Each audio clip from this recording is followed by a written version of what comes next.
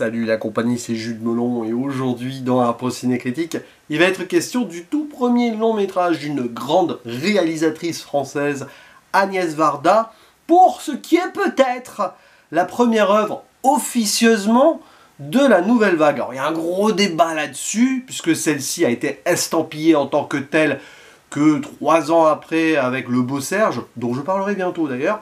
Mais là, on se retrouve en 1955 pour une confection l'année d'après sur La Pointe Courte qui avait été présentée au Festival de Cannes, donc il y a 70 ans. Et nous avons, en tant que premier rôle, enfin son premier rôle majeur en tout cas, Philippe Noiret en tête d'affiche. À ses côtés, Sylvia Montfort. Les deux, plus Agnès Varda, s'étant rencontrés au Théâtre National Populaire, c'est ça, hein, près de Lyon. Agnès Varda y était photographe, et avant de faire ce film, elle n'était pas du tout cinéaste. Elle a eu envie de mettre en vie ses photos, d'une certaine manière, car elle avait cette frustration en prenant des clichés qu'il n'y ait que ce silence. Là, il y a mis le son et les mouvements.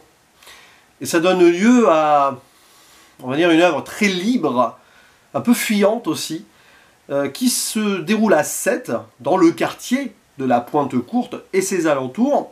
Ça a été tourné sur place, là-bas où Agnès Varda, non pas grandi, mais a passé 2-3 ans de son adolescence, dans les années 40, et elle a voulu rendre hommage au lieu.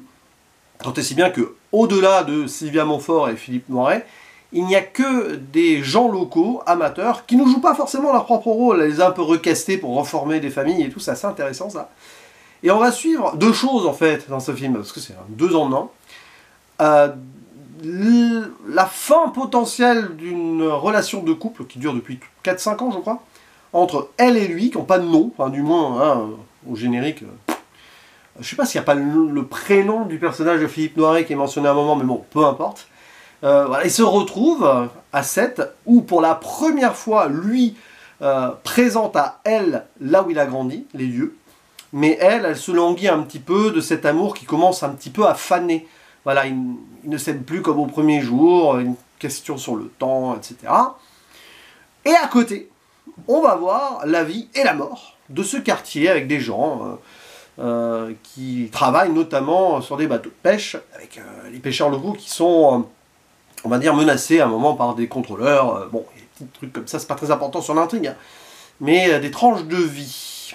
Et de fin de vie donc, avec un moment très poignant à un moment. Bref, et les deux ne se mélangent pas vraiment, si ce n'est dans un décor global, avec un postulat donc de départ qui est très inspiré d'un roman de Faulkner. Alors j'ai plus le titre en tête, il y a Palmier dedans, mais là, au moment où je fais cette vidéo, je suis fatigué et un peu malade, donc veuillez m'excuser. Mais un roman où de chapitre en chapitre, on passe sur 2 histoires différentes. Ça avait beaucoup marqué Agnès Varda, qui donc a troqué son appareil photo pour une caméra et a fait quelque chose avec sa vision à elle. Et elle n'était même pas grande amatrice de cinéma à l'époque, elle avait vu très peu de films, donc ça donne à cette Pointe Courte une tonalité très différente à l'époque, très libre disais-je, qui fait que on peut la placer en tant que démarrage non officiel de la Nouvelle Vague. Après la Nouvelle Vague, elle y sera en plein dedans pour Cléo 5 à 7, dont j'ai déjà parlé sur la chaîne. Donc c'est mon deuxième Varda là, et c'est beau, tout en étant frustrant, mais dans la frustration globale du projet en fait. Parce que c'est vrai que les 2 histoires, là, tu passes de l'un à l'autre, et à un certain moment, tu te dis que tu aimerais plus te concentrer finalement sur les petites gens autour. Le côté un peu néo-réaliste hein, qui reste là, même si c'est un peu différent, c'est quand même ça. Et bon, très bien, hein, le duo Noiret-Montfort. C'est très philosophique et verbeux, avec des plans. Ça rappelle presque Bergman, en fait. Moi, j'ai pensé au cinéma d'Ingmar Bergman, mais je pense pas qu'on en ait vu à l'époque. Voilà. Est-ce que Bergman serait tombé sur ce Varda-là pour s'inspirer après de films qu'il fera plus tard? Mystère total sur ce point, mais dans cette idée de déconstruction de la narration, de laisser le temps de ces discussions avec des plans qui sont très bien pensés, notamment il y en a un où il y a un personnage de face et l'autre de profil et vice versa. C'est très bergmanien ça, il y a une captation là, parce que c'est ce que j'ai ressenti, après voilà, hein, c'est qu'un feeling. Et on voit que même dans le montage, il y a quelque chose qui va évidemment et éminemment inspirer un certain Alain Resnais plus tard, notamment pour Hiroshima, mon amour. Mais c'est pas anormal, puisque le monteur du film, c'est Alain Resnais lui-même. C'est qu'il y a une vraie histoire derrière La Pointe Courte, qui, selon certains historiens du cinéma, est vraiment le démarrage de la nouvelle vague. Mais comme Varda ne venait pas du même coin, elle n'était pas critique de cinéma du tout, voilà, elle a été quand même incorporée à la famille plus tard. Mais c'est fascinant en fait de découvrir ce film-là, qui est c'est pas du cinéma vérité non plus, il y a la réalité peut-être, mais elle est transfigurée par une écriture. C'est du cinéma aussi propre au souvenir et à la mémoire de Varda, qui revient sur ces lieux 15 ans après, enfin un peu moins de 15 ans, 15-13 ans après, et elle filme déjà peut-être ce qui a changé. Et après elle reviendra sur les lieux plusieurs fois. Elle constatera les changements et La Pointe Courte. Moi je suis allé à 7 des fois, mais plus jeune. Je ne sais pas si j'ai visité ce quartier, mais en voyant certaines images, je sentais quelque chose. Donc peut-être inconsciemment, il y a des trucs qui comme ça, sont inscrits dans ma tête. En tout cas, c'est très bien. Et c'était avant Brassens, du coup, en 55, est-ce qu'il y avait déjà Georges Brassens qui était connu probablement un peu, mais il n'y a pas de Brassens. Limite, il manquerait ça. Là, je suis un peu perdu dans la temporalité, mais j'y ai pensé à un moment, tiens. Voilà, en tout cas, ce qui est fort passionnant, c'est qu'on voit des petits gestes quotidiens, on voit des petites choses de la vie, donc un enfant qui meurt, enfin, oubliez les spoilers dans ce film. Un chat aussi, un chat noir qui est très fuyant, qui passe là, un petit peu à l'image du film, c'est comme si c'était l'allégorie de ce qui était montré à l'écran.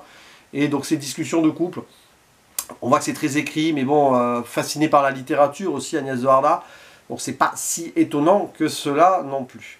En tout cas, elle est au scénario, et elle a été évidemment très accompagnée par des amis à elle, notamment sur le plan artistique, sa meilleure pote de l'époque, Valentine Schlegel, et en conseiller technique, Carlos Villar-de-Beau, qui fera lui-même des films après. Donc c'est quelque chose d'assez fascinant, parce que c'est du cinéma, clairement, mais avec un regard totalement neuf, dans une époque qui avait besoin de cela. Et ça sort un peu du champ du possible, pour l'époque évidemment, et ça donne quelque chose d'assez marquant et frappant, malgré évidemment les défauts inhérents, on va dire, au principe même, mais il faut l'accepter. Donc n'hésitez pas à dire en commentaire ce que vous pensez de La Pointe Courte, de ces moments amoureux, je t'aime moi non plus, c'est compliqué, ou des petites scènes de la vie, que ce soit dans ce quartier, ou les fameuses joutes sétoises, que j'ai déjà vues en vrai. Il y a de quoi faire en tout cas, et de quoi garder des images, mais pas photographiques uniquement, là, visuelles et cinématographiques, en tête. Allez, à vous la parole, il ne me reste plus qu'à vous dire à la prochaine, ciao!